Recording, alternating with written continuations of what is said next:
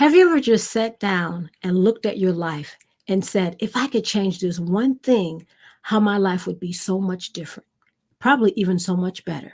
And so today we're going to talk about that. So stay tuned and we're going to talk about it.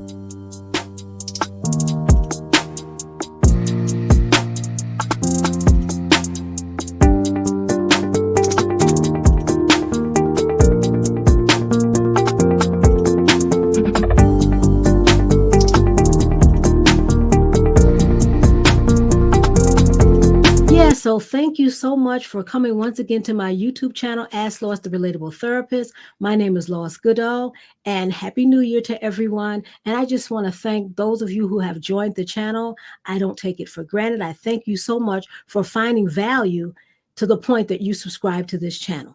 And so this channel is all about creating, maintaining, and supporting positive relationships. And I get my inspirations from reality TV, real life events, or anything else that I think that's going to give me some material to help you, to support you in having a better relationship. And so today we're going to talk about just that. We're going to talk about something that's been circulating on the internet. Those of you who have seen it, it's with TD Jakes' daughter and someone called Michelle Loud. And so we're going to talk about them and talk about their situation. And one of the unique things about this channel is we don't just sit here and just talk about people. That's not what this channel is about. This channel is about looking at what's happening in other people's lives, because a lot of times it will mirror what's happening in your life. And so towards the end of this video, I connected to real life events and connected to how this could be happening in your life and some steps that you can take. So stay tuned so we can talk about how this connects to a real life event. And so before we get started, I want to go ahead and do my disclaimer. This video is protected by the Fair Use Act of 1976, copyright disclaimer under Section 107 of the Copyright Act 1976. Allowances is made for fair use for purposes such as criticism, comment, news reporting, teaching, scholarship, education, and research. And so I just want to go ahead and say everything that I talk about is alleged because I wasn't there. Only the people that were there really know the truth, but because it's out there, we can talk about it. And so let me put these two people up that we're talking about. And actually, it's not just these two people, but it's the family. So here we talk. This is Michelle Loud. She's on the left of me. And then Cora Jakes is on the right of me. And Cora Jakes is from the Jakes family. They have a huge ministry. They've been in ministry for years. And so I just want to talk about what's going on. Now, I first saw this story about 2.5 years ago. It was on social media and it was on Facebook. And so I thought it had died down. I thought they had squashed this thing. I thought they had got it together. But now I see it trending again, and some more information has come out about it. And so for those of you who don't know what's happening, I'm going to kind of do a little backstory for you. So just bear with me because it's a lot going on. And I'm not going to go into every single detail, but I'm just going to talk about what is important for us today. And so, like I said, this is Michelle Loud, and she met Cora when she says about the age of 10 or 12, and they met when they were younger, and they remained friends for about 7 to 8 years. Now, Michelle says that she broke off the friendship because she realized that Cora was a liar. Whatever happened between them, she said she realized she was such a liar, and so she broke away from that friendship. Fast forward, they hadn't seen each other for about 7 years, and a lot had happened in Michelle's life at that time. By this time, she's on her 4th child, and Cora doesn't have any children. Now, at the time, Michelle says she didn't realize that Cora had went through infertility and she desperately wanted a child. But at this time, she didn't know it, so she thought she was, connecting back with someone that she had met in the past. And she said at this time, she was a single parent, and she was dealing with a lot of depression. She was dealing with a lot in her life. Now, just think about it. As a single mother, so she's about 26, 27 years old. She's still a very young woman. She has 3 kids, and she's a single parent, and she's pregnant with her 4th one. And she said that the children, by the time that one was born, they'd have been 10 months apart. So now she's got 2 toddlers. And so when she met up with Cora, she said that she told her a lot about what was going on. She was a single parent. She was dealing with depression and regrets. And, because her kids were going to be so close in age, and because she was a single parent and she felt like she disappointed herself, she disappointed her church. And so she was dealing with some disappointment, self-pity, stress, and so many things. And so she told Cora all of this information. And so Cora was there and she said, you know what? I'm here, whatever you need. So she looked at Cora as being a friend. At that time, she said that, you know what, she came across as being a friend. She said, whatever you need, I'm here for you. Just let me know. Then a week or a month, the baby was coming. So she was in the hospital. Well, she was going to the hospital and she said that she didn't want to go by herself. Her mother couldn't go because she was watching the kids. So she called Cora up and asked Cora to come. Cora went to the hospital. She had the baby. Cora even cut the umbilical cord. Then she said, after she had the baby, Michelle said after she had the baby, she realized that she was still depressed, so depressed, and she was having postpartum depression. And she said, Cora even said that, hey, it sounds like you're having postpartum depression. And the kind that Michelle had was the kind that you detach from your child. There's a lot of different types, symptoms for postpartum. But for her, she wasn't able to really bond and attach to her child. She would feed her child, but she wasn't really bonding with them. And so Cora stayed by her side like a good friend would, and she was helping her. And after she got out of the hospital, she stayed with Cora for 2 weeks. And then between May to July, Cora was there helping her with her son. And I got a timeline, so I want to kind of go through it. And then she said, around about July, Cora started presenting her with papers and said, you know what, I want you to sign these papers. So then if I'm with your child anywhere, it won't be any problem. And I can take them, different places. So she said, without thinking, she just signed the paper. Now, Michelle says that, you know what, I should have read the papers, but I was dealing with a lot of postpartum depression. And when you are in that cycle, it does feel like, you're in a hole. And we'll talk about that in a moment because she actually says that's what she felt like. And so she says between August and September, she's still dealing with her postpartum. And because she doesn't have a place of her own, and her kids, she's living with her mom now, and she's feeling like I have these kids, and again, dealing with the disappointments and regrets and all of that too. And so then Cora brought some more paper with her and said, you know what, I need you to sign this in case I need to take your son on a trip somewhere, or if he needs to go see the doctor. Now, again, Cora's being that good friend and just helping her with the child, and she's not thinking anything of it. So again, she just signs the paper because she's not thinking this woman is trying to take my child away. She's thinking she's trying to be a friend. And so then starting in November to December, she says Cora starts introducing the word of adopting her child. And she says she refused because she says, I don't want to give up my child. I just need help with my child. She's still trying to get a job, even though she's still struggling with the postpartum. She's trying to get a job, and she's trying to be able to take care of kids because she's trying to find a place of her own. And she says Cora begins pressuring her now to maybe have an open adoption. So she keeps talking to her about having this adoption. Now, Michelle says, and these are her words, she says that I feel like I'm drowning. I feel like I'm in this black hole and I'm trying to climb myself out of it. And every time I try it, I fall back in. I don't know what's going on. I don't know what I'm feeling. And I tell Cora, I think I need some mental help. Now, Cora Jakes says that she can help her because she understands what she's going through. And she says, I'm going through ministry school, so I can actually counsel you. And then they go down this road of spiritual manipulation, and eventually Cora takes her child from her. She sets up this type of adoption, allegedly an adoption. And so you can read the story because it's a lot to it. I'm telling you, I was listening to it and it's like 25 minutes. But the point that I want to kind of land on a little bit here is when Cora says, I can help you because I'm going through ministry school. I'm a counselor. First of all, I want you to understand that when someone is going through postpartum, that is a serious and a dangerous place to be in of depression. People can actually commit suicide. They can actually do harm to themselves and their child when they're going through this state. A lot of times they may need medication.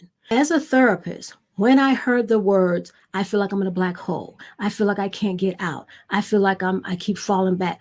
All of those are words. As a therapist, you would know that she's dealing with a whole lot of emotions, and she may need medication. But because Cora is not a licensed counselor, she didn't understand that.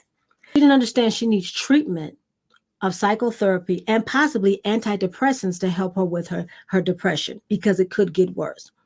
By Cora saying that she's a therapist, this is what we would call a dual relationship, because she's her friend and now she's saying she's a therapist. And in counseling, the code of ethics, even in 2014, because that's when all this started happening, it prohibits an individual from engaging in counseling relationship with family members or close friends because you can't be objective. And as we look at this relationship, Cora wanted this woman's child, allegedly. She wanted her child, so she couldn't be objective in helping her. Her goal was to get this woman's child. So that's why we said she wouldn't been able to be objective. And it's a dual relationship because remember, in the beginning, Michelle said, I told her everything. I told her all my information. So she has all of this that she can use to manipulate her in the relationship.